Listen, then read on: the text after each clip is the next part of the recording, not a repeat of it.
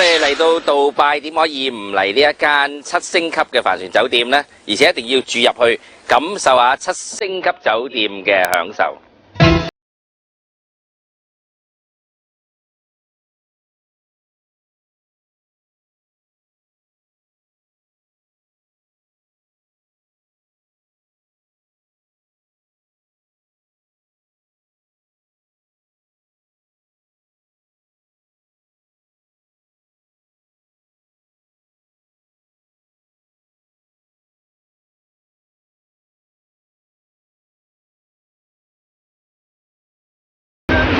而家咧，我就喺呢個帆船酒店嘅 lobby 嘅其中一個角落嗰度咧，係睇緊佢嗰啲磁場啊。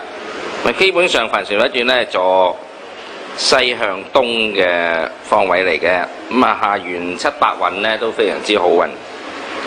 咁啊本身杜拜係要土金嘅，咁啊所以基本上佢喺一個金嘅卦嗰度咧，呢個都係點解咁成名嘅原因所在啦。而家我就企咗個太陽啊，太陽對於金嚟講咧，代表丙申合水，係代表佢嘅名氣嘅。咁大家睇到咧，而家咧就係成個帆船酒店裏邊咧，每一間房間啊，佢嘅門口嘅位置咧，呢度咧一目了然嘅。你睇每層樓裏邊咧都有一個獨立嘅呢個 reception 嘅。咁啊，你入嚟好，你出去好咧，都係經過佢噶啦。咁所以其實你會發現咧，大堂咧反而就唔係有好大嘅 reception。點解咧？原來每層樓一個 reception。咁啊，差唔多咧，呢個 reception 嘅經理咧都知道晒每一間房間嘅住客咧姓名。當你出入嘅時間咧，佢哋都會問你啊，有咩需要啊等等。咁就算走嘅時間咧，你都係喺呢度 check out 噶啦，直情喺呢度付錢啊，同埋處理所有嘅事情。咁大家喺呢度一目了然咧，睇到每一層樓嘅狀態啦。你睇到佢哋嘅圖案啦，睇到佢哋嘅設計咧，非常之特色啊！每一道門都係好精心係設計，顏色嘅色彩咧，亦係我哋感覺得到咧，係非常之特別嘅。由帆船酒店嘅頂樓一路俯瞰落去咧，我哋見唔到底一樣啊！大家只係睇到嘅就係充滿咗圖案感同埋色彩感嘅中東文化，顯然喺帆船酒店嘅裏邊。好，而家我就帶大家咧去睇下我住間房，喺嗰度寫咗一首咧叫做《鼠年運程》嘅歌曲。大家去睇下呢間房裏邊到底點解會俾咗呢個靈感俾我。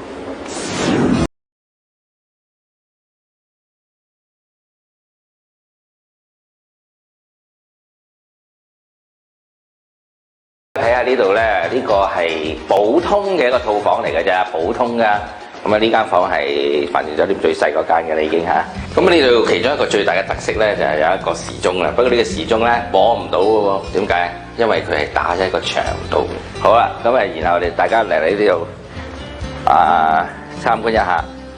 咁啊，我喺呢度咧就正在喺度上緊網，喺度做緊嘢啊，咁啊寫緊呢個鼠年嘅運程啊，隻歌啊，寫咗隻鼠年運程嘅歌曲啊，好得意嘅，咁啊今年大家聽下。咁喺帆船酒店裏邊咧，就上網係免費嘅，咁好啊。咁啊，通常喺外邊酒店，如果係上網咧，一般嚟講都要俾錢嘅。咁啊，帆船酒店咧就唔使俾錢。咁呢樣有個好處啦，不過有個唔好處咯。因為咧喺帆船酒店裏邊咧，就上網嘅説話咧，咁啊，如果你係要上一啲咧係比較觸犯佢嘅文化嘅網站咧，就全部會係 delete 你嘅啊！包括所有啲3級網站全部唔上得啊！咁啊，而家一上咧都可以上到好快咧，即係上到我個網站。咁啊，嚟到呢度咧，大家咧就一定要知道啦，呢度咧全部由呢個機器控制晒，包括咗咧開窗簾、閂窗簾，包括咗咧係控制呢個門係咪 do not disturb， 係唔係叫人哋清理。所有電視機，所有咧呢度嘅機器咧，全部都係由呢一部 remote 所控制晒。咁所以嚟到呢個地方咧，一部機咧就已經可以控制晒所有嘅事情啦嚇。咁啊，請嚟呢邊坐下。咁啊，呢度咧嘅設計咧，當然咧對於我哋香港人嚟講咧，就覺得非常之靚。你睇幾金色嘅電視啦。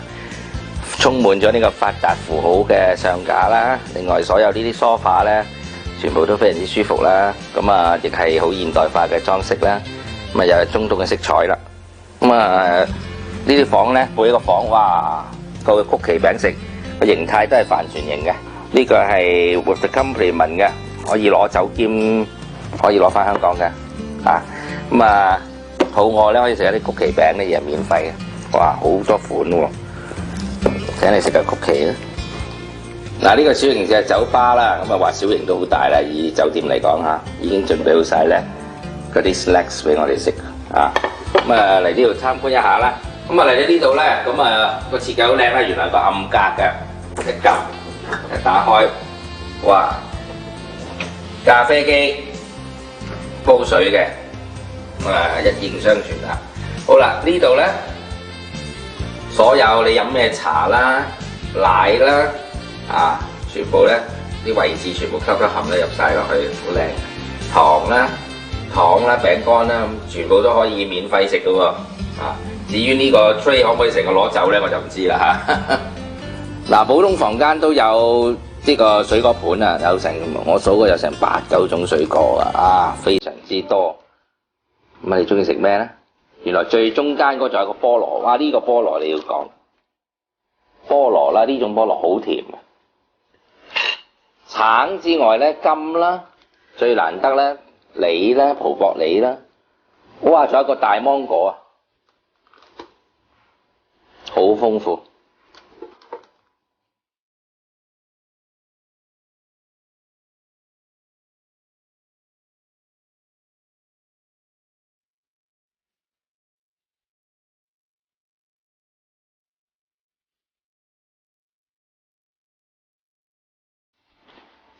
好啦，而家咧就帶你哋上去啦，我嘅睡房。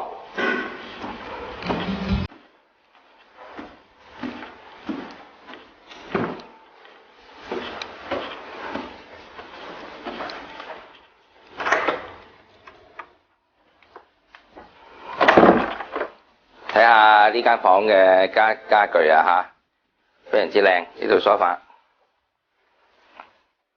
好舒服啊！呢個咧就係睡床啦。咦？睡床上面擺啲咩嘢咧？咁啊，到咗呢個房間嘅時間咧，每日咧都會有一個好似帆船型咁嘅東西咧送俾你喎。咁啊，今日咧送俾你嗰個咧就係叫 Gel for Thigh Legs。你隻腳好攰啦，需唔需要搽啲膏落去咧？係使你隻腳冇咁攰咧？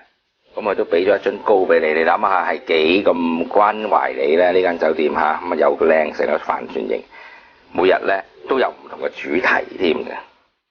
好啦，喺個床嘅上邊咧就有塊好靚嘅鏡，咁啊瞓覺嘅時候、發夢嘅時候都可以照到自己嘅。咁原來現代人咧最重視嘅咧，住一間房就係佢嘅洗手間，特別係香港人咧，男人女人都好知整嘅。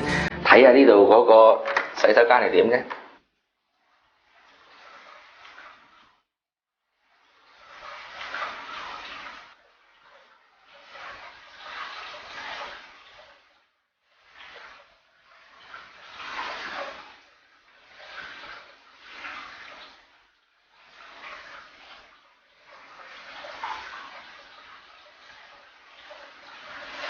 香港人咧就好重視廁所嘅，特別係沖涼嘅時候。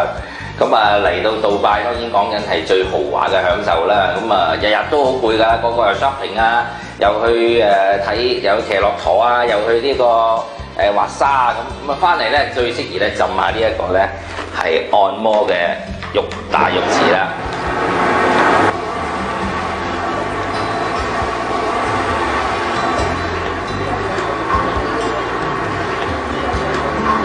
咁而家大家見到我嘅咧，呢個就係13樓嘅呢個地方嚟嘅。咁啊，大家睇到嗰個酒店嘅壯觀嘅情況啊！咁啊，希望你都有機會嚟住下呢間酒店啦，享受下呢個世界1級酒店嘅感覺。咁啊，每一年世界每個地方都去下咧，知道每一個民族咧都有佢嘅吉祥文化同埋吉祥嘅圖案。譬如話，舊年嘅黃白方咧，我又喺啲杜拜裏邊咧見到好多地方都有。原來呢個咧亦係阿拉伯裏邊嘅其中一個好流行嘅一個圖案嚟。咁啊，原來呢個圖案咧係代表尊貴啦，同埋呢個富有嘅喺呢邊。咁啊，估唔到我哋中國嘅古代嘅圖案咧，同西方嘅圖案咧都有好多咧係有雷同之處，非常之精彩，亦可以大開眼界啦。大家而家望出去嗰度咧，見到咧好似一個銅錢圍埋咁咧，呢個係阿拉伯嘅一個吉祥嘅圖案嚟。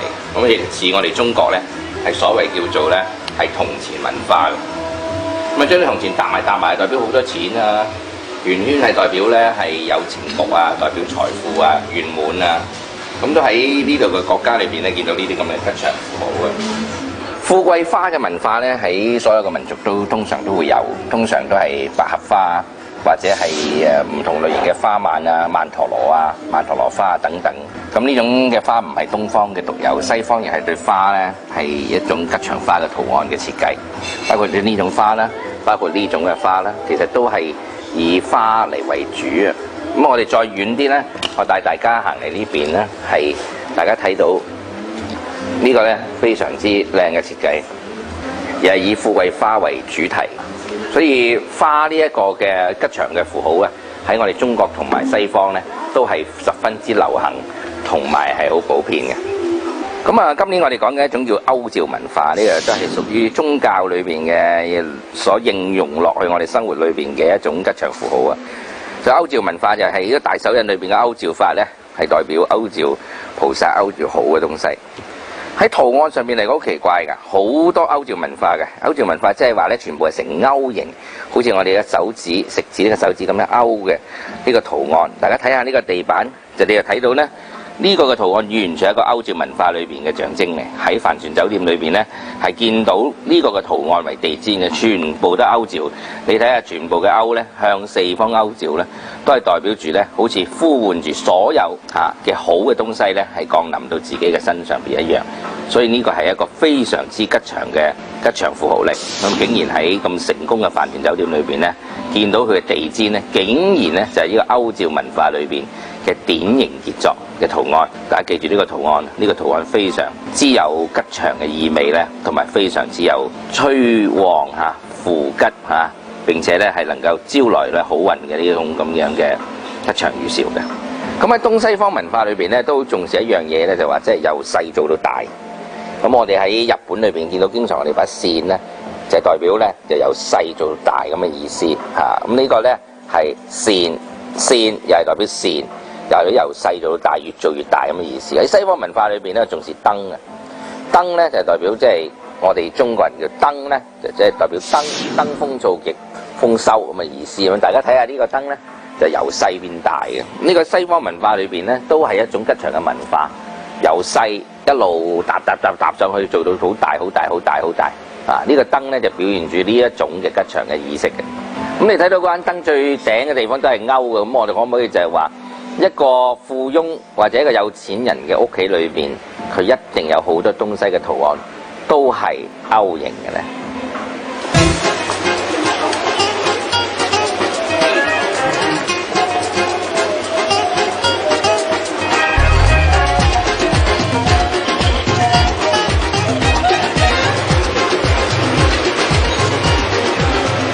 嗱，你睇下呢個潛水灘呢個風水真係 very good 喎嚇。個西北方我哋個財商喺正個鐘錶鋪嗰度，全部擺晒啲寶石嘅，另外又係坐庚向甲，下元白運，丁財兩旺。怪之琴日我喺度食飯咧，哇！食咗我好貴啊！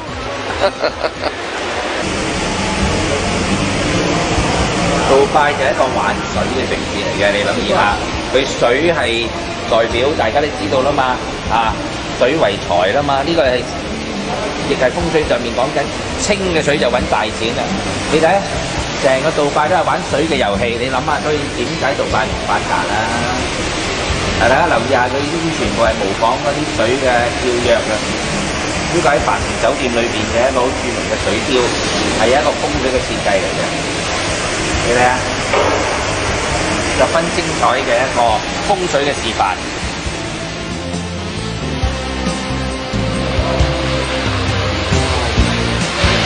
但喺帆船酒店裏邊咧，有好多神奇嘅東西嘅，包括咗好多神妙嘅宇宙密碼。其中風水密碼最特別嘅 S 型嘅梳化咧，都可以喺度睇得到啦。S 型嘅梳化亦係一個宇宙嘅密碼嚟嘅，好難得見到一張咁長、咁有氣勢嘅梳化，剛好仲喺呢個水池嘅前邊，正係山本人丁水管財。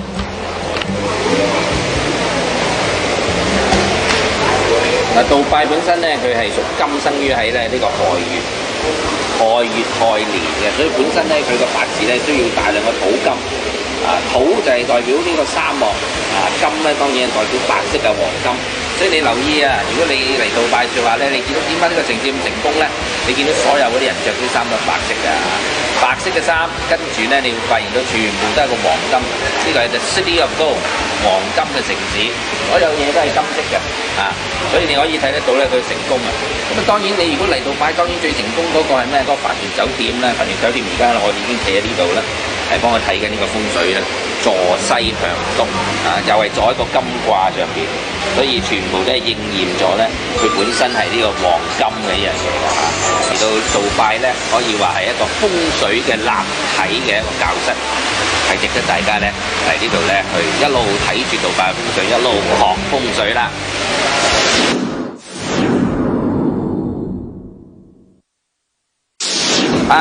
大家嚟帆船酒店住嘅時候，記得咧要玩埋帆船酒店附屬酒店嘅設施啊！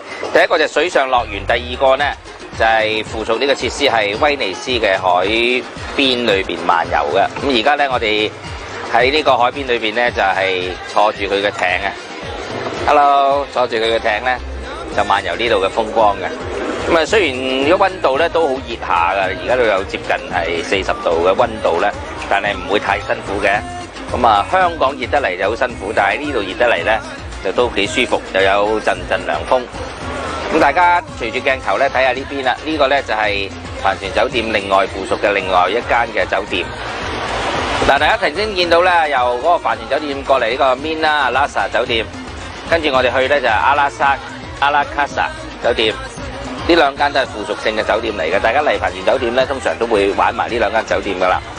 咁啊，我希望下次咧嚟同你哋住帆船酒店之外咧，能夠喺呢度又住下，又喺呢間酒店度住下，好嘛？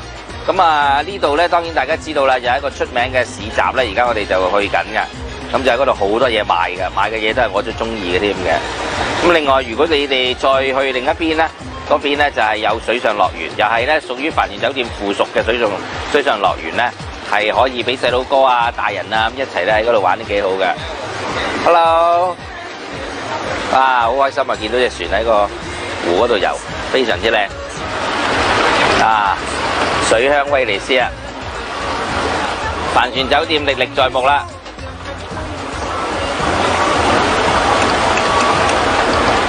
阿拉卡薩 Hotel 呢就係呢間阿拉卡薩。大家見到佢每座樓咧個頂部嗰度咧，有一個建築物四四方方嗰個咧就係天然嘅冷氣機嚟嘅，咁佢可以吸納咧出邊嗰啲風咧，然後咧就係送入去裏邊。咁呢個係屬於佢哋阿拉伯國家一個好特別嘅一個係一個東西。咁我哋就冇噶啦，咁佢咁天然噶嘛，可以天然採納呢個咧係涼風咧係進入佢個屋裏邊嘅天然冷氣機。係呢個阿拉伯嘅特色天然冷氣機。咁而家我哋進入嘅咧就係阿拉卡薩酒店咁呢度嘅酒店咧就係由一條河所圍繞住嘅，咁啊圍繞住呢條河咧係獨立嘅酒店嘅房間。呢條河非常之清，非常之靚。整間酒店咧就好似一個城堡咁樣，間屋好細好細，獨立。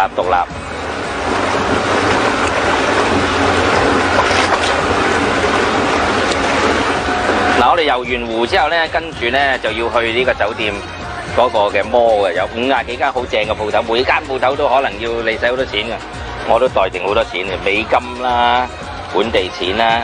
記住啦，嚟呢一個杜拜咧，千祈唔好喺酒店度換錢啊！如果問下酒店佢個附近有冇銀行，我去呢個帆船酒店第一晚，我就喺帆船酒店裏邊換錢笨咗。原來帆船酒店裏邊都有銀行嘅，喺銀行裏邊換錢咧可以換高好多嘅噃。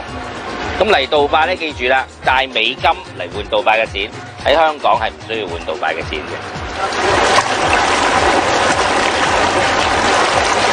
嗱，山管人丁就水管財，山咧就代表山脈建築物，就係影響我哋嘅身體健康。水管財就係水係影響我哋嘅財富啊！咁啊嚟到杜拜咧，我哋處處都見到咧好清晰嘅水源啊！咁啊，大家而家游完一個湖之後咧，都見到呢個湖咧個水咧清到可以見底嘅。咁由此可知咧，呢個地方咧賺錢嘅情況係幾咁犀利嘅。咁如果能夠未來咧，中國咧，我哋嘅國家咧，如果個水啊能夠搞到咁嘅水平咧，咁我哋嘅國家咧又比而家咧更加富有咧，亦係更加正氣嘅。如果水太濁嘅説話咧，就會咧係人民就會沉迷於咧賭博啦、騙術欺騙啦，同埋咧係色情嘅。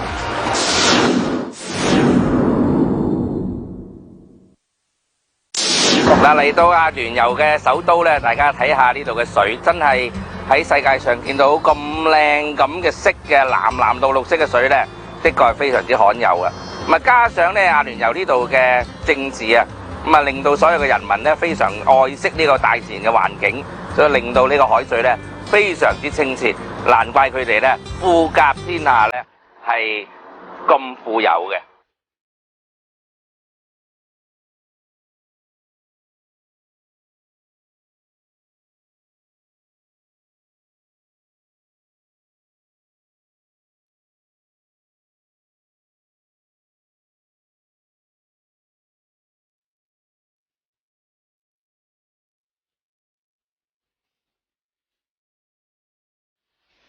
大家而家嚟到呢度咧，就係阿富扎比咧嘅 Palace Hotel 皇宮酒店啦。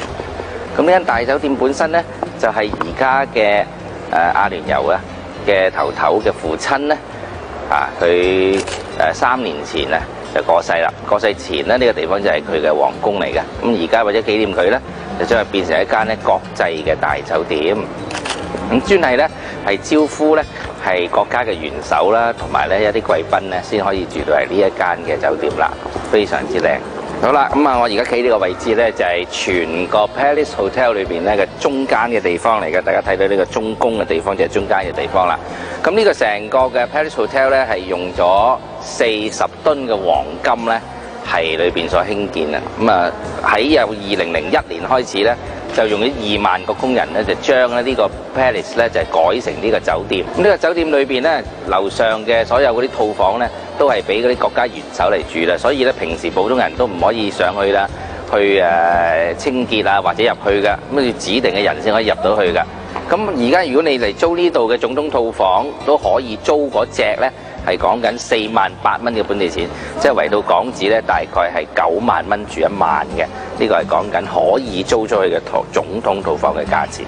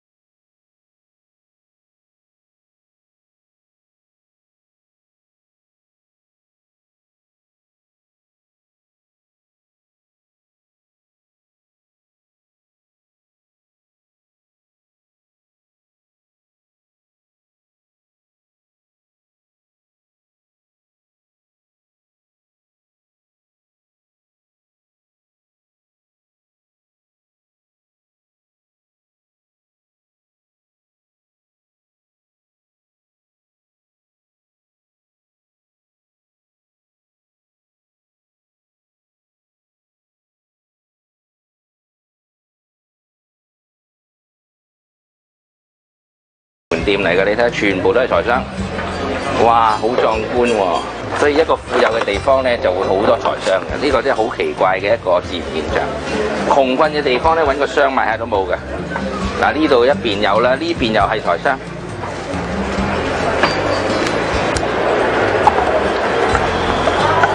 幾有味道！揾現代錢嘅就揾啲花哩花碌噶啦。咁啊幾多錢咧？而家係講緊50蚊，咁即係100蚊港紙咧，就可以用一個財商。幾抵？100蚊港紙。好啦，如果經典啲咧，可以買呢啲啦，係嘛？咁都要個財商嘅形態啊、樣貌咧，係代表同你揾嘅錢有關。咁如果你係做一啲現代化嘅，你買呢啲啦。做我哋呢啲古老啲行業，咪買啲古老啲嘅財商。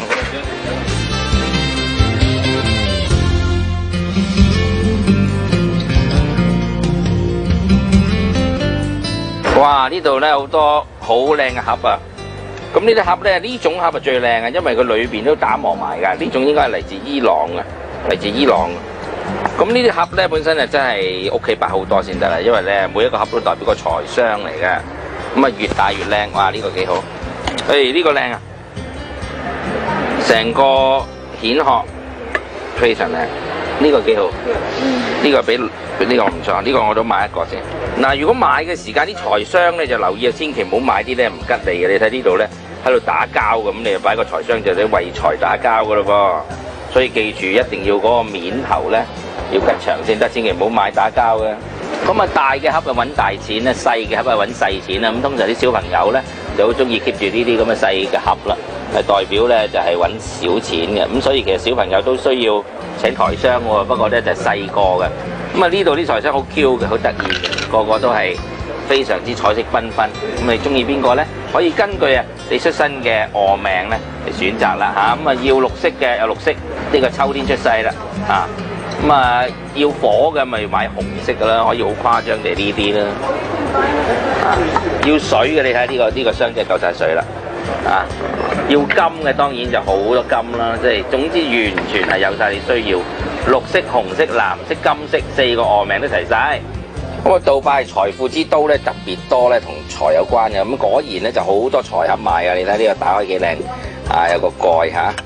非常之得意咁啊！大家可以將啲碎銀擺喺裏邊咧，然後咧就男仔係擺西北，女仔擺西南咧。呢個就係財商啦。咁啊，小朋友都要儲財賺錢㗎。咁啊，細佬哥係整個細嘅財商啊！你幾得意打開，哇，好靚喎！呢度再打開個蓋，咁啊，裏邊擺啲碎銀啊，俾媽咪俾嗰啲500蚊、100蚊啊，攝落去啦，閂埋。男仔擺東方，女仔擺東南方，搞掂。杜拜咧，呢個阿拉伯嘅國家咧，其實整個阿拉伯國家咧都係家庭嘅感情幾好嘅，特別係對太太嘅感情唔錯。所以喺呢個地區，你會見到好多唔同嘅拖鞋嘅，啲鞋咧係代表和諧嘅，咁啊係非常之吉祥嘅一種象徵。所以你會見到有好多好靚嘅拖鞋係代表和諧之意嘅，而且每一個拖鞋都好有特色嘅喎。咁嚟到阿拉伯個國家最緊要咧就係買翻眼神燈。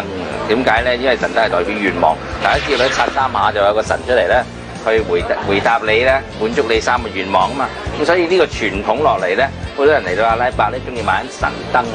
咁啊，唔怕買啲貴啲㗎，越誇張越好啊！呢個即係代表願望能成功啊！睇下上面嗰啲幾大啫，越大隻就代表咧越厲害嘅願望咧越能夠成功啊！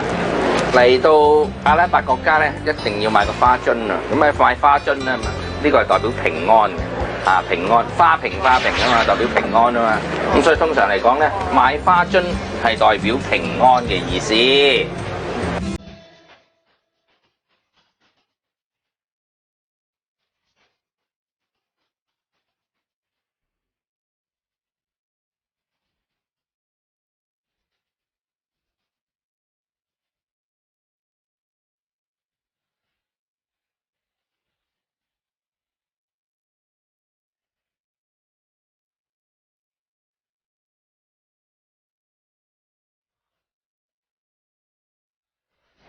哇！大家睇下啦，我哋嚟咗呢個商場咧，非常之 high 嘅，因為啲嘢啲價錢咧就唔係好貴啊，咁又靚，我帶你入嚟睇下。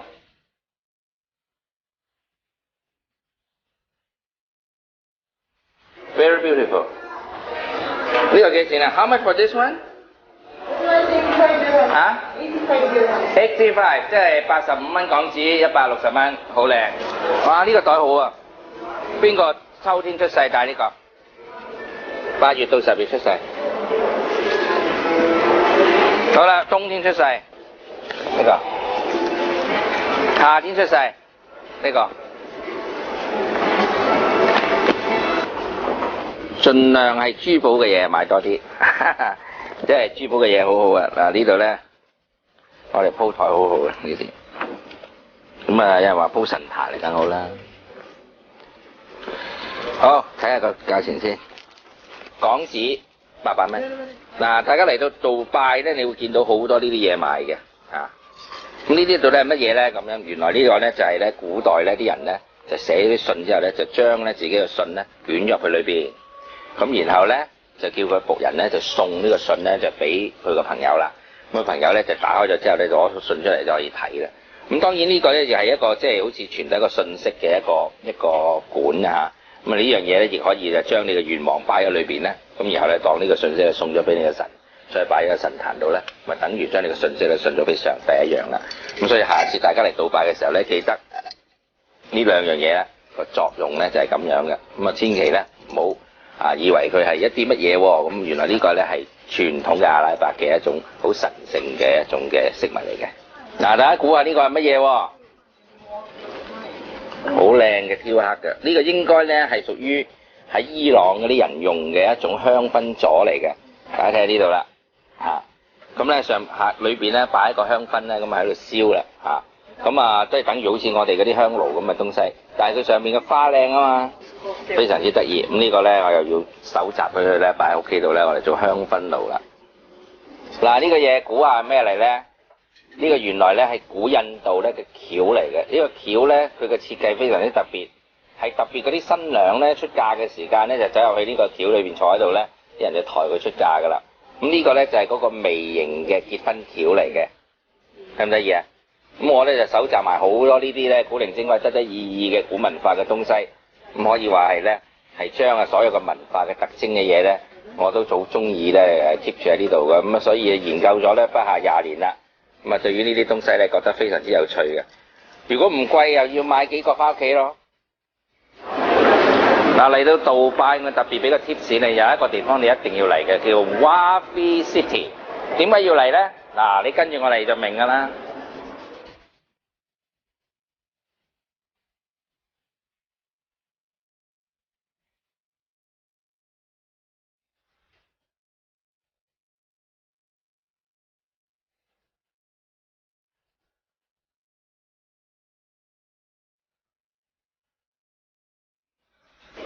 嗱，嚟到杜拜一定記得要帶好多錢嚟，點解啊？因為真係好多嘢買啦。譬如話有一間鋪頭喺其他地方你唔會去嘅，嚟杜拜一定要去香水店。嗱，香水店除咗可以買香水之外，我就唔買香水啦，我買香水樽啦。你睇啲香水樽幾靚，真係一種高貴嘅藝術品嚟嘅。咪擺喺屋企裏邊，如果本身你真係要金水嘅説話，儲啲水喺呢一個金色嘅玻璃樽嗰度。真係好金水嘅。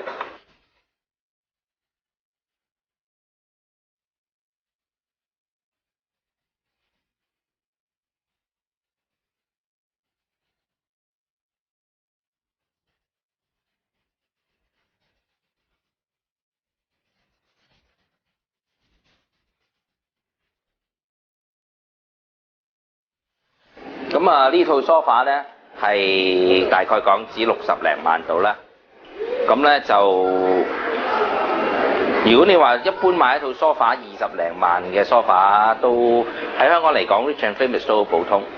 但係呢種質地同埋呢種咁嘅咁金脆嘅感覺嘅梳化咧，我都係第一次見。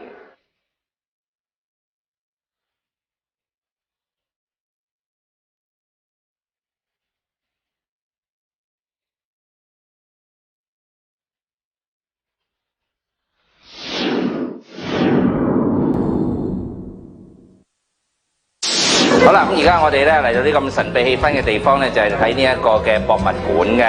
咁啊，大家唔好一聽博物館就以為好沉悶喎，唔會嘅喎，因為呢度嗰啲嘢咧係全部好現代化同埋好有趣味性嘅啊！哇，嚟到呢度咧個博物館原來最受歡迎亦係最精彩咧，就反而我覺得係呢度嘅小賣部喎。你睇下，哇！呢個神燈幾靚，咪睇下幾多錢先？140蚊啫喎，幾靚！哇，你睇呢啲嘢幾靚？呢個本身咧應該係我嚟點香氣嚟嘅，或者我嚟點燈嘅裏邊嚇。頭先我就買咗呢度咧，最受歡迎、最多人買嘅呢個就係個帆船酒店個地標啦。你睇下幾靚呢度嗰啲寶石，呢個就貴一啲啦。呢個咧要800蚊，即係港紙嚟到1600幾蚊啊！呢個，不過我就買呢個啦，因為咧買最靚嗰個啊，咁啊擺喺屋企。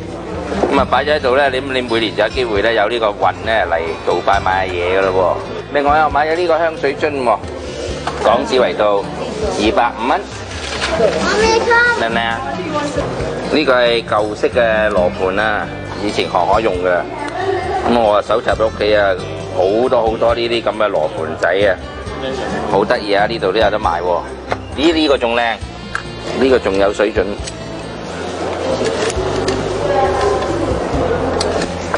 呢個仲得意，嗱呢度多嘢睇啦，哇嚟做塊 shopping 都幾好喎，睇到啲飾物啲設計都唔係我哋香港成日見得到啊！呢啲水桶都幾好風水啊，呢個都係一個幾好嘅風水物啦。Lady, can you give me a better price? A good price? Buy few. Better price. Buy many. Huh? No discount? This one and this one. Together how much? Okay, I buy 4 pieces and each one is 60. 65, sir. Okay, 65. Okay. 嗱喺街邊買嘢咧，都有啲人生哲學㗎。咁啊，除咗咧，你譬如話你要金水咧，你買金水之外咧，我咧就會買一啲咧就比較係得意啲啦。譬如要水嗰啲人咧，金水咧當然咧就係貝殼啦，貝殼做金水啊。蛋就好火土㗎咯噃嚇。咁啊當然咧，大家介紹下呢度啦。哇！呢個水桶仲要金。盅又係水，咁就唔金水啊！呢個金水咗金水，魚啦啊！呢個就淨係金水到不得了啦！呢個就唔啱你個火啊，馬就係火嚟噶嘛嚇。咁啊，卒之我個決定咧買咗呢個啦，因為我覺得呢個盅靚啦，同埋呢個色都係靚。如果要火同埋要金嘅人，有個要火金嘅人咧，都幾得意啊！呢個東西咧，我今日咧就選擇咗去。咁你會問幾多錢啦？咁啊港紙咧係100蚊。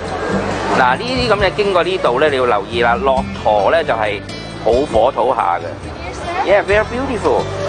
Is it a camel? Yes, sir. But why don't have the thing? This one, sir. Too little. That relate to the money. Yeah, I like the camel too. This one, this camel is great. Is it? Can I open it? Is it a box or? The price. 啊，我哋可以當財商辦嘅呢個，知唔知啊？嗰個駱駝咧，嗰個背咧根本就係我哋儲水儲財嘅。It's great.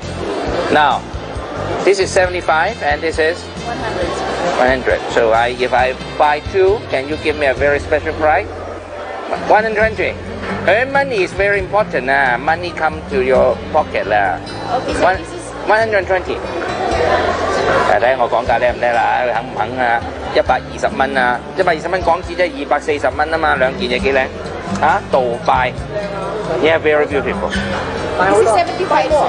Together we are talking together. I buy two or I go. 5 more. Okay?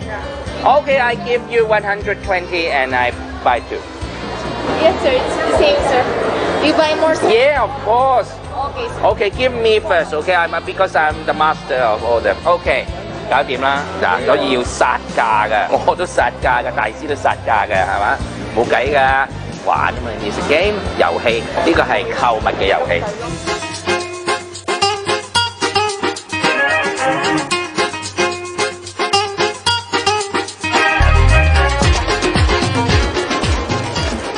啊，幾靚！你一定有興趣問幾多錢㗎啦？就係20蚊港紙，好靚。平平地翻去做手信啊，幾好！哇，多收穫啊！翻去一人一條咁啊幾好，記得買嘅時間睇下下邊呢個有冇甩喎，唔好甩咗呢個喎。最得意就係呢個啫喎。好啦，俾錢啦！嗱，我哋而家個個喺度排晒隊買呢個咧，就係西藏紅花啦。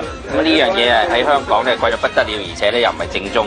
咁啊，只係喺杜拜先買得到噶啦。咁啊，西藏紅花有咩好處咧？就係我哋擺啲茶啊、水啊、飲咖啡又擺少少啊，食飯又擺少少啊，飲湯擺少少啦，清裏邊啲內熱咧，而且咧就係特別係對心臟閉塞嘅人非常之好，所以大家一定要留意呢個西藏紅花。杜拜只有杜拜最多嗱，即係好似呢個份量咁上下咧，就為到港紙差唔多係100蚊，100蚊呢個係最高級嘅西藏紅花噶啦。咁啊，如果你譬如中藥咧揾唔到呢隻嘢咧，佢叫你揾用紅花，係俾呢個能力嘅渣100倍以下嘅。咁所以咧嚟呢度一定要買呢啲。咁啊，100蚊一盒。嚟杜拜嘅特徵就係個袋裏邊咧冇晒錢啊，使晒，剩翻幾廿蚊，使晒，換幾多錢都冇。杜拜呢個地方，大家咧會知道就係佢本身係水多嘅地方，所以喺水上邊咧建造佢嘅神話同埋佢嘅天堂啊！大家喺我背脊上面睇到嘅咧，呢個隻三角形嘅呢一座嘅酒店咧，三角係代表火啊！咁啊，呢個地方大家都知道，杜拜非常之熱，而家嘅溫度係講緊42度啊咁嘅嚇，咁所以喺一個火嘅地方裏邊咧，係成就咗呢一個用金用水嘅一個天堂，一個非常之難得嘅天堂，所以大家一定要嚟杜拜去學習下佢哋嘅成功。特別喺杜拜你見到嘅全部都係最清嘅水，全世界最清嘅水喺杜拜度見到，全世界最多金嘅嘢喺杜拜度見到，所以大家應該嚟杜拜真係睇一睇呢個城市點解能夠喺剎那之間能夠成為咗全世界人矚目嘅地方。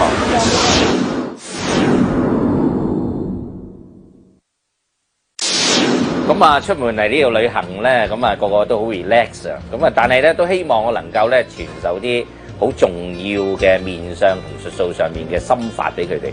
咁啊，我身邊嘅人個個而家買緊股票嘅，所以個個都喺度問啊，可唔可以講下咧？喺股災前到底有乜嘢面相，有咩風水係會顯露出嚟嘅咧？咁呢個可以話係一個金股嘅運程啊！嗱，首先第一樣嘢咧，我可以話俾大家聽咧，我哋成個面相上面嚟，由頭講到尾。譬如話你買咗股票，你呢段時間就開始會有股災出現啊！你食飯飲水嘅時間咧，你會有一個現象好奇怪會出現，你就好容易咧會漏。漏嘅意思就係咧，你譬如食飯咁，好容易咧會跌咗啲飯嚟前邊啦。飲水嘅時間咧，飲下突然間咧會漏水喎。咁啊，呢個情況咧，即係代表住咧，你呢個人咧本身咧係好容易漏財嘅。特別你本身平時食嘢咧食得好乾淨嘅，前邊唔會話跌到隨處係噶啦。突然間你食嘢，哇，成日跌嘢落嚟嘅，或者成日飲水嘅時間咧會滴咗幾滴嘅，好論盡啊！亦即係話咧，呢個係代表漏財嘅象徵啊。咁呢種漏財嘅情況嚴重嘅説話咧，好嚴重嘅説話咧，就係如果你個下巴呢度咧係冇埋肉添咧，咁啊即係代表你呢個漏財咧係揾唔翻。咁但係如果你有呢種情況，最多7日到21日之內股災，或者你嘅股票唔見咗一大嚿啫。但係如果你呢度下巴有一嚿肉咧，證明咧你未來可以賺得翻。咁所以你留意呢排你食嘢有冇一種情況就係好跌嘢、好漏嘢噶？呢個就係第一個測試，最近會唔會有股災啦？嗱，股災嘅崩提前都好奇怪，你朝頭早起身望住個鏡嘅時間，砰！喺個鼻嗰度走出一條鼻毛出嚟。嗱，你記住咧，呢個鼻窿基本上咧就係你嘅卸財之地嚟嘅。所以如果你唔卸財，你好揾錢而又好聚到你炒股票啲錢咧，你固然你個鼻下邊有一個門檻啦，而係好奇怪一樣嘅現象咧，就係咧，假如咧你係會漏財嘅，你係會唔見錢嘅，你會呢個投資唔見好多錢嘅説話咧，砰一聲嗰招咧，你喺呢個鼻嗰度咧，砰一聲走一條鼻毛出嚟咧，就當日唔見錢，或者係7日之內咧會有股災啦，你個股票會唔見大嚿錢啦。咁啊，另外一樣嘢又好靈嘅，通常咧，譬如話咧，我哋個鼻咧到個嘴呢個地方，呢個叫人中嘅地方啊，呢個人中嘅地方咧生粒暗瘡，逢紅色嘅暗瘡最破財嘅。所以呢段時間咧，如果你突然間喺呢個地方生粒瘡啦，咁即係代表呢段時間咧，你都肯定係破財㗎啦，啊！咁所以咧嚟到呢度咧，好多人啊問我啊，側邊而家餐廳都好多朋友啊，個個咧都係有錢佬啊，但係咧個個都好容易呢段時間股災有問題啦啊！咁所以啊，除咗呢一個暗瘡呢一個鼻毛之外，如果呢種係突發㗎嘛，突然間生粒暗瘡或者突然間條鼻毛啊嘛，如果你本身呢個位置咧本身生粒癦喺度嘅，粒癦喺度咧冇得甩嘅。咁啊，代表住你成世都漏財，唔係淨係指你41到50歲呢10年嘅，指你成世都唔見錢嘅。所以呢個位咧，原則上所有啲點咧冇粒好嘢㗎。呢個位嘅點咧一定要攞走嘅。咁呢個係冇得講啊！呢個面相睇呢個筋骨啊崩堤嘅，咁啊生粒暗瘡，你夾住個位，千祈唔好喺呢個位置。好啦，跟住個鼻，大家知道鼻咧，男人個鼻為財咧，女人個鼻咧就係代表老公嘅錢。老公嘅錢咧，即係代表即係你嘅錢啦，係咪？所以咧，如果你個鼻咧本身咧，你發現下有黑頭咧，而家所謂有黑頭咧，咁即係話嗰段時間咧，你啲股災咧就嚟緊㗎啦，或者你炒嘅股票咧，可能有機會唔見錢。咁所以呢個位咧，千祈唔好就出現嘅黑頭嘅狀態啊。咁啊，固然咧就如果老公個鼻突然間有黑頭啦，或者老公個鼻突然間生暗瘡咧。咁啊，已經你要提你老公咧，呢段時間最好走緊一半股票，如果唔係咧，冧市即到咁嘅意思。嗱，眼咧好奇怪，眼咧成日我哋見到話人啊眼眨眨，嗱你今日見我隻眼冇眨啊，呢段時間冇股災啊嚇，升到好勁。眼咧好奇怪嘅，嗰段時間咧一成日眨，咩叫成日眨？一望住你咧，成日眨眼，成日眨眼嘅人咧。就一定係散財嘅，一定唔見錢嘅。所以譬如你請個夥計，個夥計成日你 interview 佢，成日望住你喺度見啊，笑口噬噬，但係成日隻眼就斬啦。咁即係話呢一個嘅夥計咧，就幫你使錢兼散錢啦。所以啊，亦係換句説話來説咧，如果嗰段時間你突然間眼眨嘅，即係你平時冇呢個壞習慣，突然間眼眨啊，眨，咁即係代表咧喺今日或者7日之內咧。你都會破財啦，呢個代表股災即將降臨啦，所以特別要小心嘅。咁啊，譬如我哋而家坐喺度啦，咁樣坐喺度，而家你今日唔見到我隻腳啊，我隻腳好定嘅喎，因為點解咧？我哋練慣功夫啊。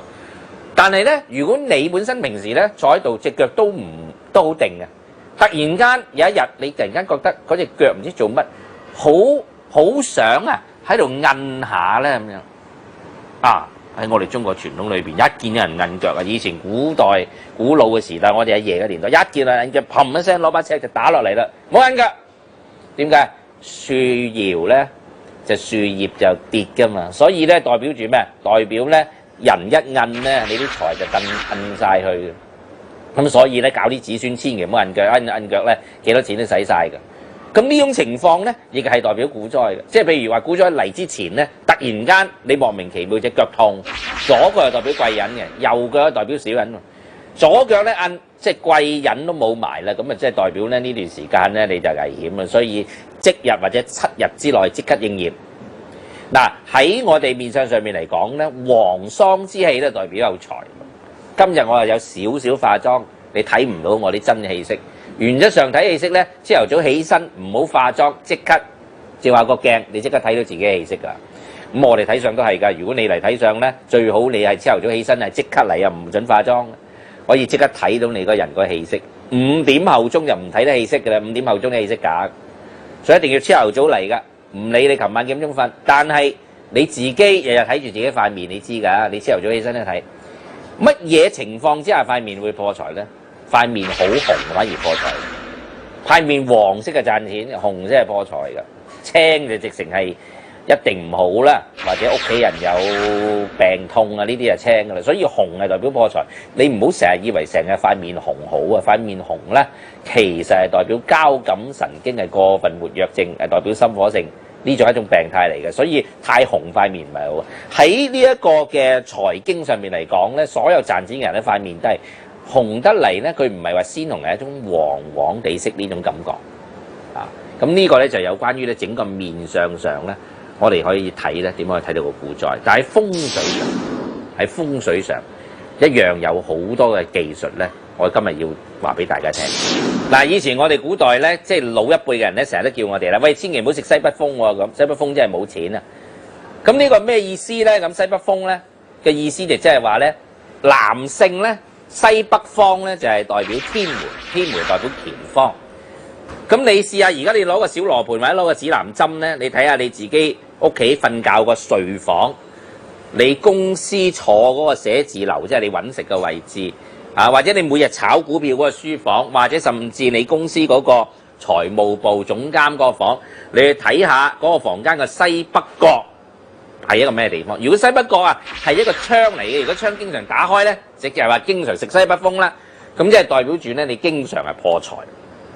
好奇怪就係話咧，逢親股災前夕咧，你本來咧屋企有一個西北角嘅窗，就莫名其妙咧喺股災前咧你就唔知邊個你工人好或者咩好，突然間將嗰個窗咧抹到乾淨，而且將佢打開咗，咁於是經常咧西北風一入嚟咧你又唔見錢啦，所以屋企最忌西北風啊。咁啊如果係女性嚟講咧，就最忌係西南風喎。點解咧？西南風係代表坤位，係代表女主人嘅。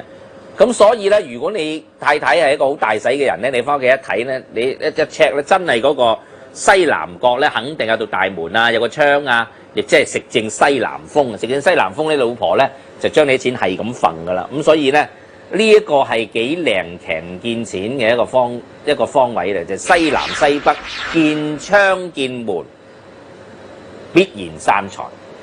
但係同樣一樣嘢，西北同西南方咧冇門冇窗，但係個冷氣一樣死喎。咩冷氣咧？一樣係風嚟嘅，都係西北風喎。所以咧，擺冷氣咧唔可以擺喺個房間嘅西北角同西南角嘅。如果你一擺咧，你就真係唔見錢㗎。嗱，呢個咧特別要留意下啦。如果你擺咗呢段時間，突然間莫名其妙啊，突然間你話走去開動下嘅，你平時好少用嘅，突然間開。呢段時間就破財啦，呢個係第一樣。第二樣嘢咧，咁西北同西南啊，既然係代表一個代表男主人，一個代表女主人，咁啊唔開得窗啦，唔開得門啦，唔可以擺冷氣機啦，咁擺乜咧？嗰個位最好咧係一間房嚟。嗱，嗰間房咧，如果係你嘅書房裏邊擺咗夾萬嘅，咁啊即係財房裏邊嘅財盒啦，亦即係話咧，一間房裏邊，一間公司裏邊嘅賺房啊，賺錢嘅賺咧，係喺西北角咧，呢間公司係揾大錢；如果喺西南角咧，就女主人揾大錢。嗱，點解啊？我睇見有好多鋪頭啊，喂，淨係女主人先做得，男主人唔做得咧？哦，原來佢嘅西南方咧對正間銀行，嗱，對正間銀行咧就代表西南方對正銀行咧，即係代表女主人咧嗰個財商喺間銀行裏邊啦。咁所以啊，我哋先要睇一樣嘢，就屋裏邊嘅西北西南最好係間房嚟嘅，裏邊擺咗財箱，擺咗首飾箱，或者係嗰個衣櫃，但衣櫃裏邊擺個首飾箱，呢個係第一種，就係裏邊嘅西南西北。另一種就係出邊嘅西南角或者出邊嘅西北角係銀行嚟嘅，咁啊最揾錢啦。如果唔係銀行咧，唔緊要，係一座大嘅建築物，都係一個財箱，一個 box， 一個盒嚟。但係咧，嗰座樓咧，如果係一座好興旺嘅樓咧，咁你嘅錢就好興旺啦。如果嗰個樓咧本身嚟講咧，好噏耷嘅，或者都冇人入去嘅，咁好噏耷嘅樓咧，咁亦即係你揾錢咧就好噏耷嘅。咁所以啊，其實我哋如果講睇風水咧，要講話金股大勝嘅風水。咁而家你要住入一間屋或者買一個寫字樓啦，咁你就一定咧要睇下你呢個寫字樓嘅西北角係唔係一間銀行，或者係唔係一座樓，嗰座樓咧係要好興盛嘅。好啦，如果你係女性，就要睇個西南角係咪對住銀行，或者對住一座樓，嗰座樓要好興盛嘅。咁呢個咧就係一個金股必勝嘅秘訣嘅。所以調翻轉頭嚟講咧，既然我哋知道向西北嘅銀行咁好咧，其實即係話所有嘅銀行嘅總行嘅東南方嗰座樓咧就最揾錢。等於而家譬如我哋舉例，我哋翻香港去中環啊，你睇下嗰個中銀同埋匯豐咧。佢嘅東南角咧就係長江中心嚟，所以你見李嘉誠喺長江中心度翻工咧，其實佢嘅西北角咧就係呢一個中銀匯豐銀行，係香港出鈔票嘅銀行。咁你話呢間屋犯唔犯？嗱，日常生活咧，我哋譬如舉例咧，你係炒股票好或者做咩都好啦。譬如你最近要買個鋪，個鋪咧就最緊要一樣嘢㗎。個鋪最重要咧就係你要睇下左右兩邊嗰兩個鋪係乜嘢。點解咧？因為左右兩個鋪咧就會影響住你嘅風水啦。舉例譬如你要金嘅咧，咁你左右兩間咧都係銀行，咁啊即係代表住咧，哇你有好多金啦。譬如你要木嘅，咁左右兩間都係時裝店嚟嘅，都係衫都係木啦咁呢個咧就係代表好，所以左右兩邊咧係好緊要噶。嗱，反而對家咧就唔係咁緊要嘅喎。點解咧？對家咧點樣緊要法？有一樣嘢緊要，就係乜嘢咧？一門興盛一門衰。你個門對住佢嘅咧，就你旺佢衰嘅。所以如果對面嗰家人好旺嘅咧，你呢個門通常就衰嘅。所以通常嚟講咧，揀鋪咧，你對面咧就最好揾嗰間咧唔旺嘅，旺兩家，唔旺對面。所以你留意一下咧，譬如翻香港你睇時代廣場，我哋金朝陽咧，你會睇得到咧嗰啲鋪好得意嘅。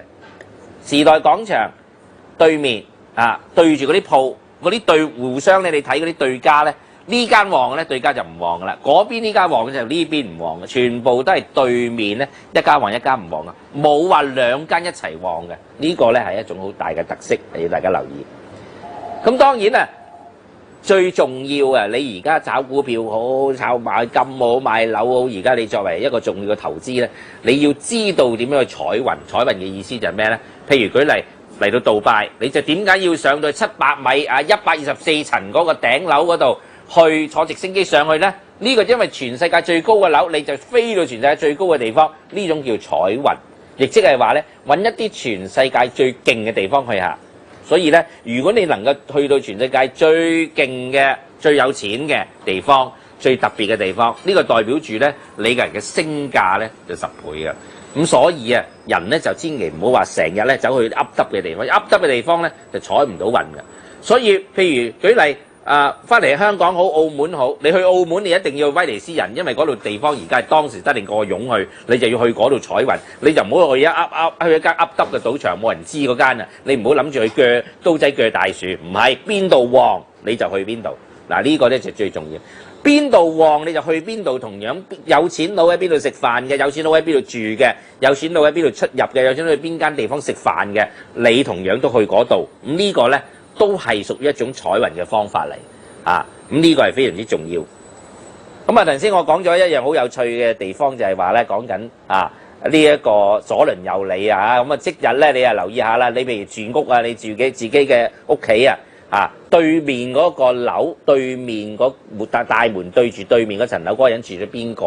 嗰個人啲運係點？你留意嗰個運，如果中6合彩咧，亦即係代表你咧就排衰咁嘅意思啊！咁啊，當然啦，譬如話日常生活咧，我哋而家每日見人㗎，每日見人嘅時間咧，最緊要係我哋嘅額頭，最緊要我哋嘅喉嚨啊！你成日都望人望到呢兩個地方。其他地方咧，未必會成日都見到人啊，所以額頭係最緊要，額就額論。所以咧，千祈唔好啲頭髮遮住個額頭，一遮住啲頭髮咧，遮住個額頭咧就冇運行噶啦。一遮咧嗰排咧，你啲股票咧就窿晒。同樣喉嚨咧就係我哋咧每日都見到人嘅。點解我哋本來係最好咧？就喺呢個額頭嗰度咧，最好帶一粒寶石，好似印度人咁。但係我哋冇呢個民族嘅習慣，唯一一個方法咧。我哋喉嚨咧呢個位置係非常之重要，所以一定要佩戴咧喺喉嚨咧佩戴呢個首飾㗎。咁當然我都有佩戴㗎，不過我呢唔俾得你睇啊！呢個寶貝嚟㗎，呢個秘密寶貝唔話得俾你聽。但係呢個喉嚨啊，即係我哋叫喉輪啦，輪啊，一個車輪嘅喉輪啊嘅開發咧係都好有幫助，所以大家一定要攬鏈嘴。呢個鏈嘴咧係影響我哋嘅運程好多㗎。逢親有錢佬。逢親炒股票贏嘅人咧，一定係咁要揾啲嘢攬。咁當然攬嘅嘢當然係寶石啊、矜貴㗎、好意頭㗎，呢個係非常之重要。所以點解每一年咧，我都會有唔同類型嘅鏈嘴設計出嚟咧？個理由就係令你嗰個喉輪得到開發，使到你嘅人咧行運。咁呢個係非常之重要。咁啊，最後一樣嘢咧，可以話醒大家咧，就係話逢親一個人，譬如話失運唔好運嘅時候，唔好太過灰心。有3樣嘢好簡單，你即刻做，你即刻可以翻嚟嘅。第一樣嘢，你覺得好黑，自己好黑，你唔好行出街，你翻屋企瞓覺啦。行衰運嘅人咧，最好嘅活動咧就瞓覺。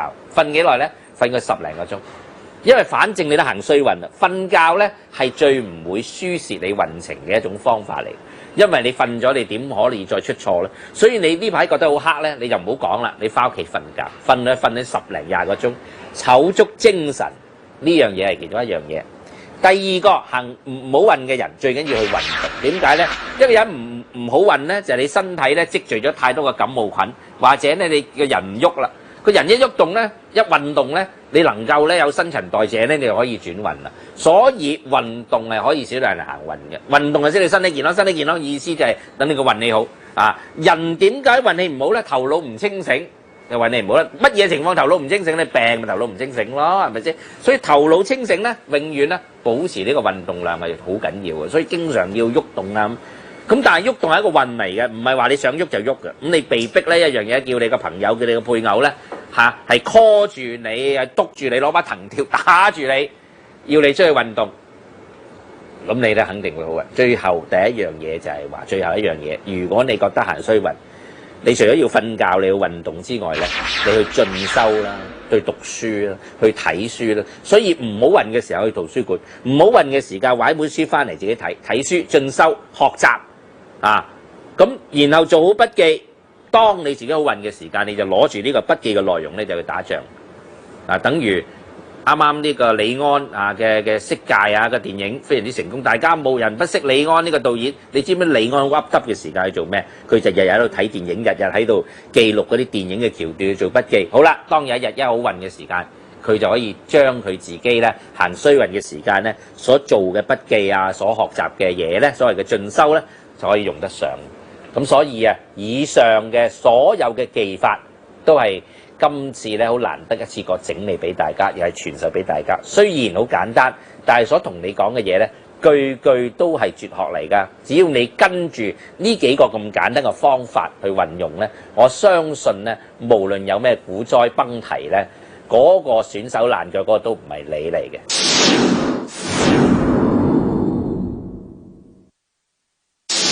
咁啊，講對世界之最啊嘅地方度彩運咧，咁當然嚟到杜拜啊，一定要去世界最高嘅杜拜塔上面彩運啦。咁啊喺700米上空彩運，一定要坐直升機啊！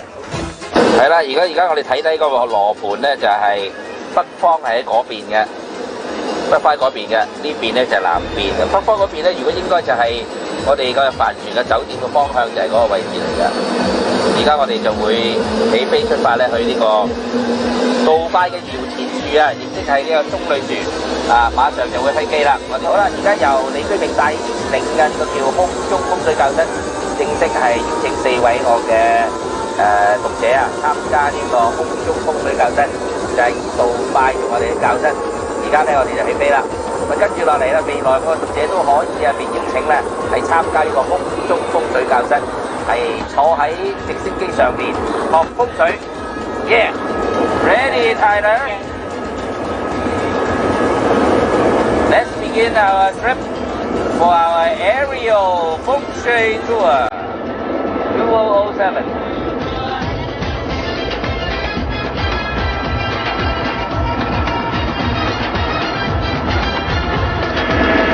而家我哋將會登上先睇下。就係杜拜嘅搖錢樹，就係呢個棕櫚島啦。杜拜咧，而家目前係一共有3個搖錢樹，咁啊都係喺度興建之中嘅。而家已經興建好嘅呢個搖錢樹咧，馬上就喺大家嘅眼前啦。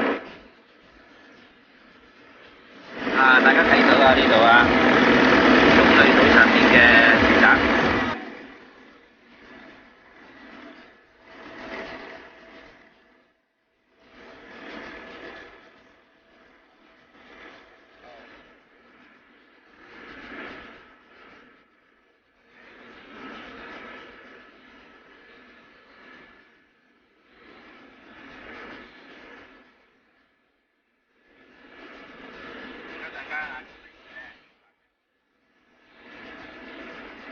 呢隻係摩利支天淨土裏面嘅豬啊！我哋收摩利支天10幾20年啦，而家第一次咧睇到係呢一個嘅摩利支天淨土裏面嘅摩利支天嘅豬嘅島形啊！豬呢個豬尾2隻腳，野豬啊，野豬形，摩利支天嘅野豬形。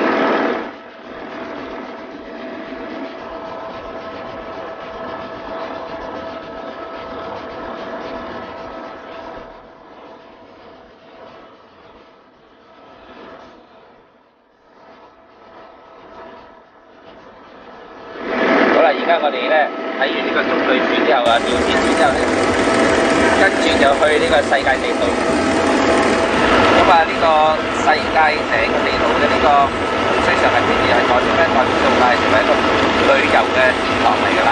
因為本身有世界地圖，有世界嘅地圖嘅東西擺喺上邊，喺風水上面嘅效應係代表會旅遊嘅。喺未來日子裏面咧，我哋係可以環遊全世界㗎。呢個係我哋未來人類每一個人嘅夢想，就係能夠每一個人都能夠環遊世界。呢個再唔係啊，呢一個億萬富豪嘅專利。咁未來佢會做一個微型嘅全世界嘅地圖咧，係包括咗咧所有地區嘅建築物咧都會係擺喺呢度嘅。咁當然包括我哋嘅萬里長城咧，同埋故宮咧嘅縮影咧都會擺喺下邊啦。而家上面睇嘅縮影嘅未來啊，漸漸係好大好大。而家唯一係起咗呢座樓啊，應該係大概係呢個邊嘅位置啊。大家去睇下下邊呢個杜拜嘅海洋啊嘅水啊。呢種清法咧，可以話係代表佢嘅財富啊！呢個質性嘅聚寶盤，全世界最大嘅聚寶盤，應該而家喺杜拜裏面咧，成為全世界人士咧係都要嚟去朝拜嘅真正嘅天街水啦。風水上面嘅天街水係代表最靚嘅天堂之水。所有嘅現代化嘅建築物群啊，喺風水學上面我哋叫佢做財商啊，所有杜拜嘅財商，而家我馬上帶大家去睇杜拜嘅財商。當然啦，喺大家嘅右手邊，大家咧亦會見到有咧就係杜拜咧呢個全世界最高嘅呢個大廈杜拜塔，就喺大家嘅右手邊，喺大家嘅眼前啦。依家我將會帶大家咧係親自用直升機啦，飛到上去呢一個嘅杜拜塔上邊咧，係去到全世界最高建築物嘅頂部。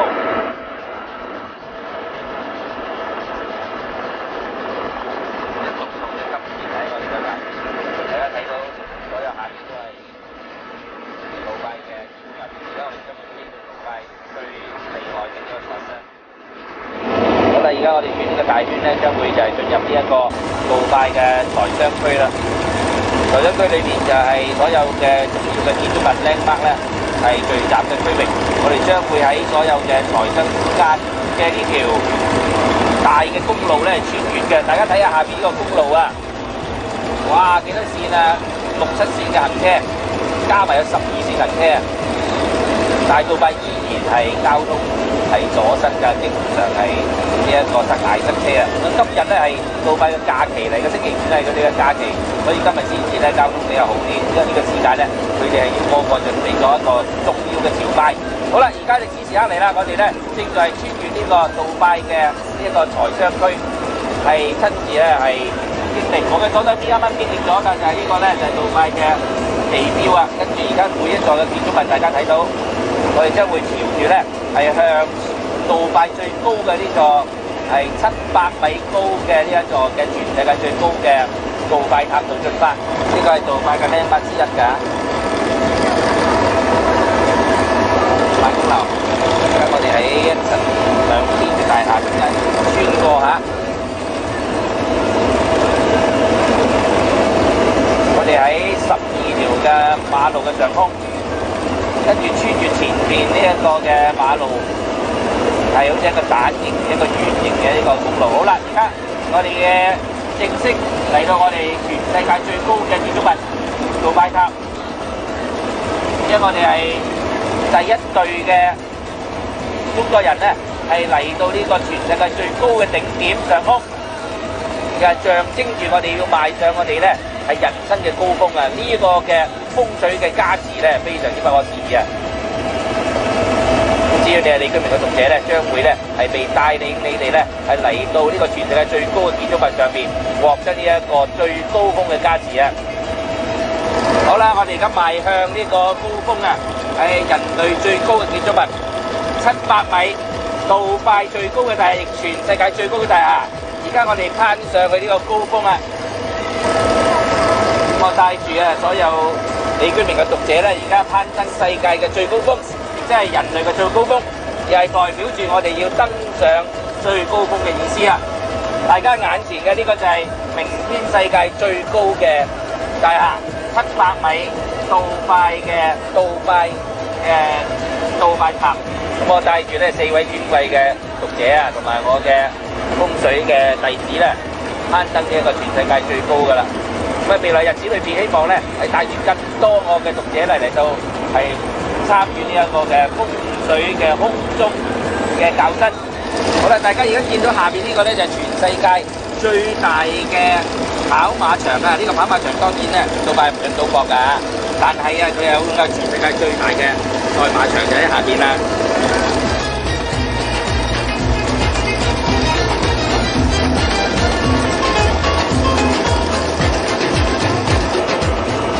喺我哋嘅飛機嘅右手邊咧，前面大家見到灰色嘅建築物咧，就係全世界最大嘅人造嘅室內嘅滑雪場啦。全世界最大嘅建築物之一啊！呢度有好多嘅建築物咧，咁啊全部係根據啦呢個環保有情啊嘅風水格局嚟興建啊。每一座嘅建築物咧，我哋留意咧都係四四方方啦。咁啊，並且咧係左色同右白虎啊，好多嘅樓宇咧都係好似一座太師呢咁嘅形態㗎。咁啊，越係大嘅咧，越似呢種形態㗎。大家都見到咧喺嗰個建築物嘅頂部咧，都有專業嘅呢個太陽能嘅轉發機啦，並且咧呢個亦係佢哋個風水嘅格局㗎。好啦，而家大家前面見到嘅啦。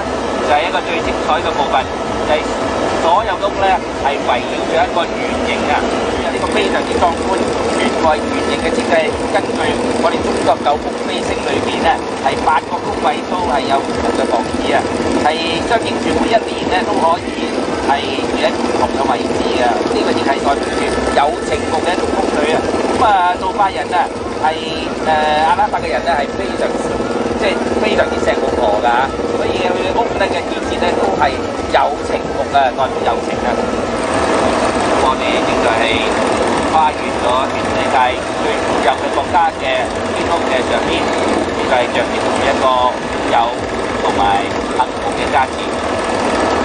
直升機嘅空中風水教室，令大家咧能夠獲得呢一個全世界最有錢、最繁盛嘅地區。我哋係駕臨佢嘅上空，係獲得呢一個價錢，非常之有意思嘅一個風水嘅旅程。而且喺個風水旅程裏邊咧，大家可以睇得到全世界最高嘅建築物，就喺我哋嘅身邊，擁抱住我哋，象徵住我哋咧係非常之係無極天宮同埋非常之好運嘅。多謝 Tyler 俾我哋一個咁舒服嘅旅程。Thank you very much. Thank you. Very good trip. Okay. See you soon. See you later. Okay.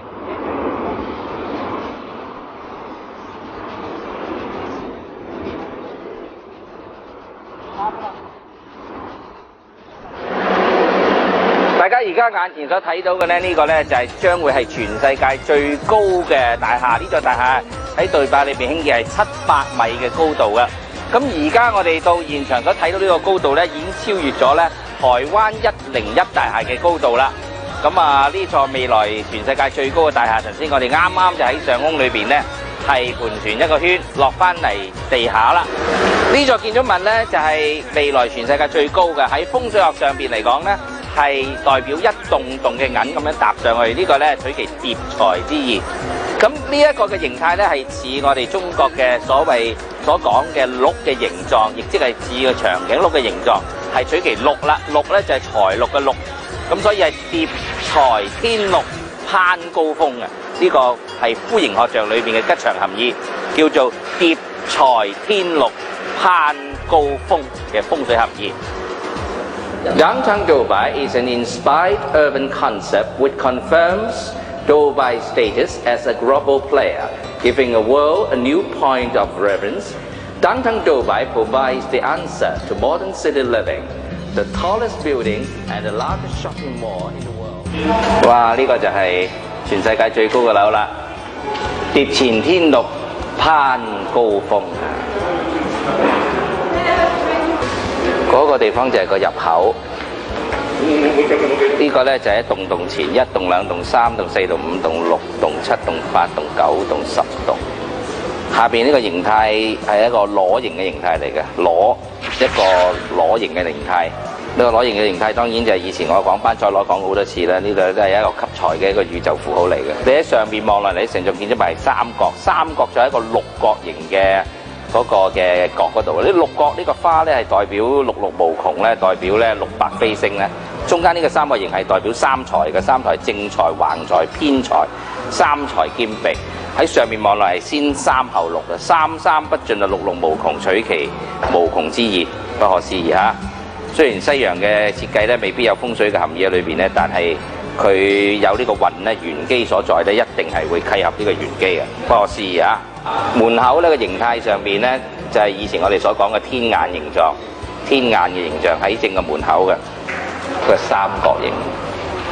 呢個係正財、偏財、橫財嘅。呢個三角形其實亦似我哋古代咧嗰個忍者用嗰個武器會轉動嗰個。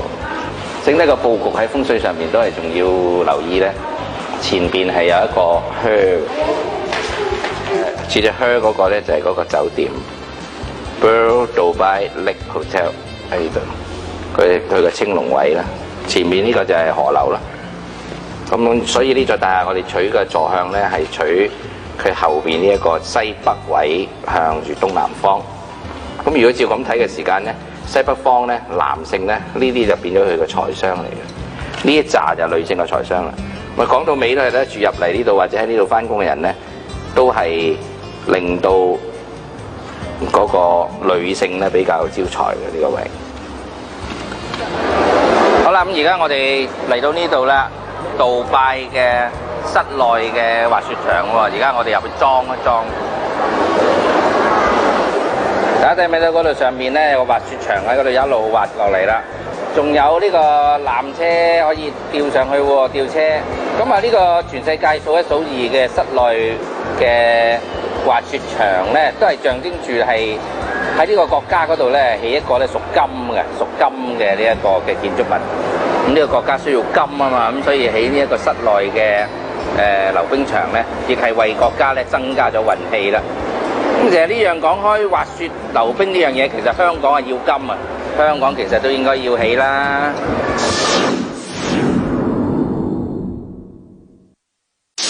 但係到阿布扎比咧，諗唔到咧就嚟食呢一個阿聯酋嘅大餐啊！竟然見到咧我哋呢一個咧中國吉祥符號黃白方，同埋呢一個咧就係犀牛角啦，犀牛角咁啊屬於八吉祥之一嘅。咁亦係密宗裏邊咧歡喜天裏邊咧呢一個嗰個嘅一個圖案嚟嘅，係代表嗰個蘿蔔嘅，亦係代表開心歡喜天享受享樂咁嘅意思。黃白方代表財富享受，正是咧而家呢個阿聯酋呢個國家咧所追崇嘅一種文化啦。哇！呢度咧，你睇下啲飯幾靚，好好食喎啲嘢，全部係自助餐嚟嘅。不過咧，對我嚟講咧就辣咗啲啦。如果你中意食辣嘅咧，就啱晒啦，非常之美味啊！呢個地方嗱，逢親星期五咧就係呢度嘅星期日假期嚟嘅。咁咧，你睇下呢度咧，哇！呢個咧大家要食噶啦，鷹嘴豆磨嘅叫 hummus， 氨基酸係非常之多嘅，氨基酸非常之多嘅 hummus。啊，呢個飯非常之好食喎！啊，我邀請你嚟呢度食下阿聯酋嘅特餐啊！嗱，呢度大家睇到啊 ，you can see many different kinds of good nuts. Wow, great. Which one is the best taste? 呢啲係咩？就係嗰啲 apricot 嗰啲果。呢間係專門店啊，好食。但可以試食嘅喎，呢度。Yeah, salty and caramel cashew with sesame seed. You can mix. 呢份嚟，我好食喎。拜拜。Mix together 係咪？哇，好食啊！記得嚟買咯喎。嗱，呢個係戰利品啊，等，呢個係40蚊本地錢，即係80蚊一包。咁呢個咧就全部咧都係我哋去戲院咧食嗰啲爆谷咧，嗰啲甜甜地嗰啲啊所整嘅腰果嚟㗎。呢個咧可以兩溝，非常好食。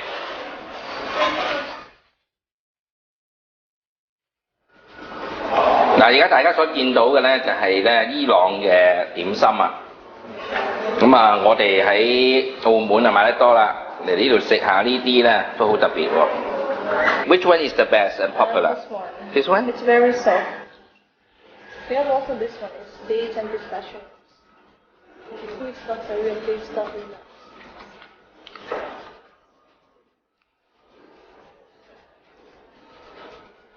哇！我哋睇下呢度咩菠蘿啊！菠蘿係中國傳統文化裏邊咧，特別係台灣人最中意啦，叫做來旺啊、拉灣啊呢個啊，咁所以菠蘿咧都係中國嘅古文化裏邊係屬於吉祥啊！呢間嘢係食呢個 pineapple juice，pineapple juice，yeah，very special 啊，好特別喎，好特別喎 ，pineapple juice， 記住呢間嘢啦，嚟到拜。專係飲呢個菠蘿汁嘅。How much for one pineapple juice? Small cup 15. Small. Large 10. Small one? Small one. One. How much? 嚇？ You want to blend with ice? 好啦，15蚊啊！嗱，大家啲認住呢一張青色就係10蚊，呢個咧就係5蚊。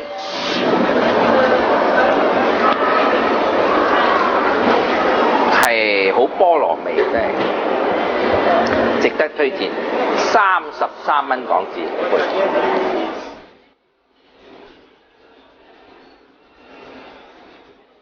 咁啊嚟到杜拜咧，其實就我去到任何一個城市啊，我都中意行咩行超級市場嘅。我中意咧就係去食下嘢啊，買下啲古靈精怪啊。咁啊嚟到中東國家，到中東國家又有啲乜嘢特別嘢食咧？嗱，我帶你嚟呢間。係全杜拜最豪華、最貴嘅一個超級市場。一般中東嘅人咧，唔係個個嚟幫襯到呢度嘅喎。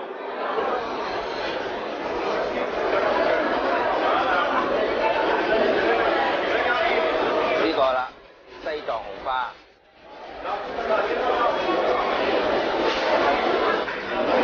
哇！呢啲咁得意嘅嘢，一條條係咩咧？原來切成一塊塊，好似我哋嗰啲花生糖咁啊！係中東嘅甜品嚟嘅。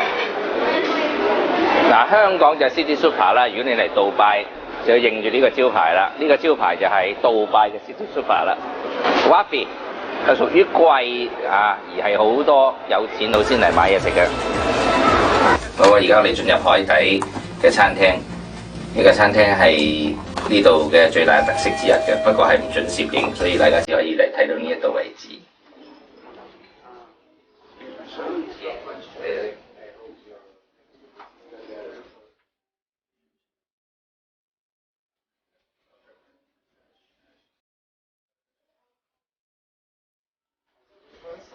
Yeah, great. Unit manager.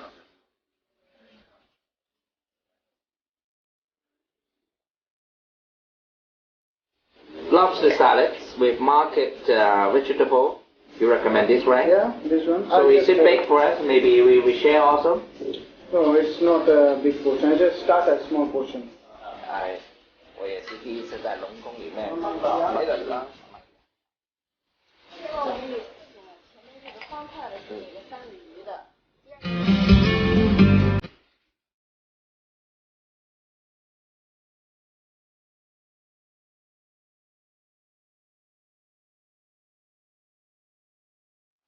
好啦，好啦，好靚。OK， cheers。你都會靚。你唔係想師傅食飯啲嚟食飯？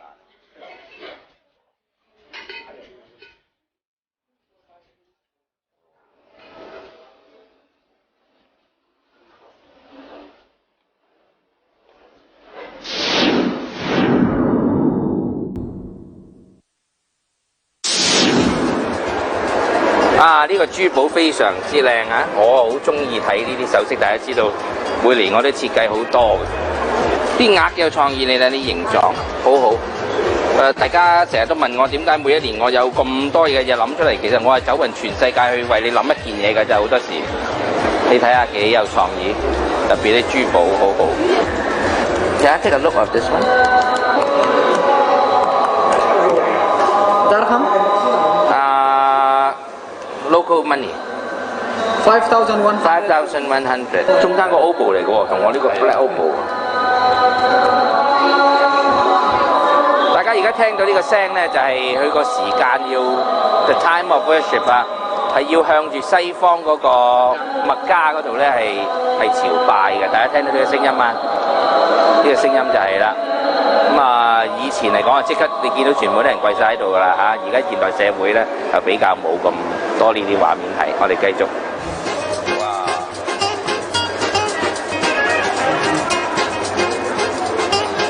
首飾嘅傳統就係通常係尊貴有錢皇族先有機會戴首飾，所以而家現代社會嚟講都係嘅喎。嗱，你一定如果你買首飾，你一定有餘錢、有剩錢嘅人先會買首飾嘅。你幾時會見啲人冇錢嘅走去撲去買首飾嘅？一定係有餘錢，你先至會買首飾，而且你肯買得好貴。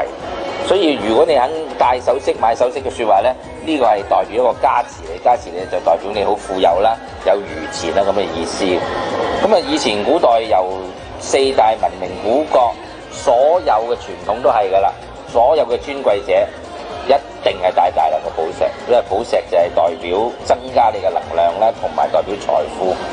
喺密宗嘅修持裏邊，寶石係開發我哋身體咧唔同嘅年輪咧。第一個就係講緊額頭，所以以前到而家都係印度好中意擺個紅寶石喺呢度嘅嚟開發呢一個額頭嘅年輪。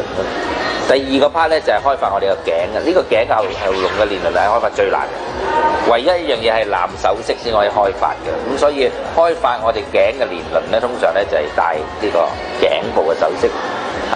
咁喺我哋日常生活裏邊就話呢個手係能量入嚟，呢個能量出去，所以首飾戴呢個手咧，亦係代表能量嘅輸送進入同埋輸送出去嘅意思。咁所以喺我過去研究裏邊咧，好奇怪，好似呢間首飾鋪裏邊咧，所以嗰啲首飾咧都會同嗰啲生肖五行有關嘅。好似你要金咁，你要揾金嘅長生，你要攬呢個蛇咧，好自然。你就會見到一條蛇嘅戒指啦，呢條蛇嘅戒指喺香港我從來都見唔到嘅，一定要喺泰國咧或者咧喺呢一個嘅地方先會見到啦。等於我哋戴十字架一樣啦，如果係宗教嘅，更加係多個原因咧。首飾、宗教、心靈嘅文化 ，rich and famous， 寶石就係 rich and famous。咁啊嚟到杜拜嘅珠寶店咧，令人好興奮啦，因為譬如話舉例要呼運嘅咧，就係需要戴呢一個 crab 啦。咁佢哋又有嘅喎，咁所以咧就幾得意，因為香港我揾唔到嘅，東南亞都冇。譬如話你要金咧，其實蛇係金嘅長生嚟嘅，即係蛇鈪咧好誇張，但係呢隻蛇鈪我諗要過10萬蚊港紙啩，好靚。咁呢個咧又好得意喎，中國咧傳統嚟講咧。個蜘蛛落嚟咧叫做珠兒，又叫喜兒，喜兒代表係喜事，喜事來臨啦，就咁嘅意思嘅。咁喺古代嚟講，根本蜘蛛你唔好話以為係污糟嘅，其實係越有錢嘅屋企咧，先至會有蜘蛛結網嘅，好得意嘅。嗱呢個櫃呢個咧，全部咧呢5款都係蛇嘅金水嘅長生嚇。咁啊，杜拜需要金咧，咁啊特別咧多蛇嘅飾物。呢條蛇靚啦！呢條蛇如果你睇個雕工幾靚，呢個蛇嘅造型啦，當然你話好少機會戴啦，但係咧喺沙漠地區咧，呢種咁誇張嘅首飾咧就非常之流行。嗱，你要睇呢啲咁嘅鱷魚好奇怪，點解會攬到鱷魚咧？咁啊喺杜拜就見到，其實呢個鱷魚係代表甲木嘅，呢個老虎啊，呢個亦係代表甲木嘅，所以差唔多每一樣嘅首飾咧，其實裏邊都係個玄機啦。嗱，睇睇呢個鱷魚咧，亦係甲木。咁亦即係話寶甲木就係大鱷魚啦，珠就係水裏邊嘅結晶啦，大珍珠係寶，水呢個五行，蟹就係甲木啦，珍珠就係水，水加埋一個蟹，水木呢兩個五行啦。今年豬年就係多水木，所以就設計到呢一個嘅首飾出嚟增旺個水木。呢3條珊瑚鏈咧非常之靚，可以話係好珍貴嘅天然珊瑚，珊瑚攬喺身度可以辟邪咧。以前巫師係愛嚟驅魔同埋驅逐呢一個嘅所謂叫做落蠱落降，好有效嘅一種寶石。咁特別係補火呢個五行咧，珊瑚就非常之有效。炮喺中外就唔同嘅演繹啦，喺中國嘅演繹炮係代表報法。係取其報係報捷，亦係代表係呢一個好消息傳翻嚟，而係代表咧係報發之意。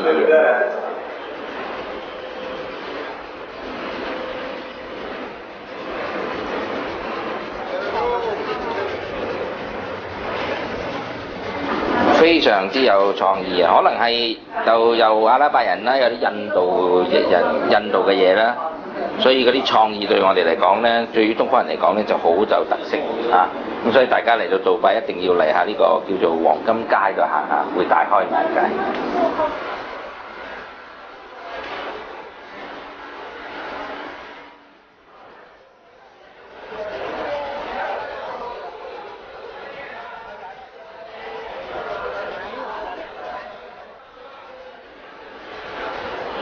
咁又問我到底要嚟呢個黃金街要行幾耐？咁啊睇下你會唔會買嘢，同埋你中唔中意睇首飾啦。如果你中意睇首飾，我話俾你聽，300間咁樣嘅鋪頭，